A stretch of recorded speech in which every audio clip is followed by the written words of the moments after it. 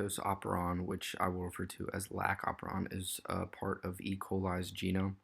The lac operon is a segment of DNA containing genes that code for proteins involved in the metabolism of lactose.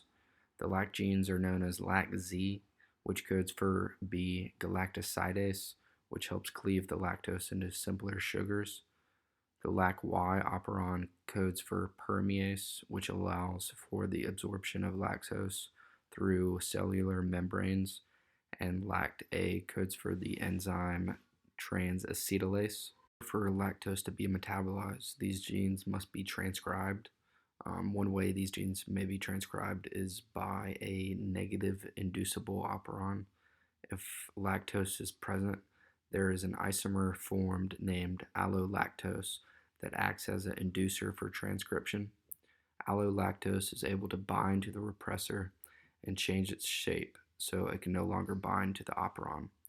When the operon is no longer blocked, RNA polymerase is able to transcribe the genes. This will only occur when lactose is present, and also assuming that there are no mutations to the regulatory gene, operator, promoter, and the structural genes, allowing them to be positive. If lactose is not present, then there is no allolactose produced, which allows for the repressor protein to freely bind to the operator. Once attached, RNA polymerase is not able to move across the operon to transcribe the genes, and no enzymes are produced. Consequently, in the wild-type genotypes, where all aspects of the operon are normal and positive, transcription depends on if lactose is present or absent.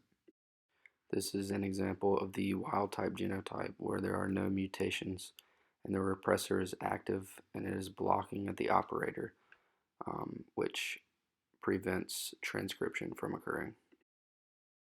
This is an example of a mutated genotype where the operator cannot bind to the repressor.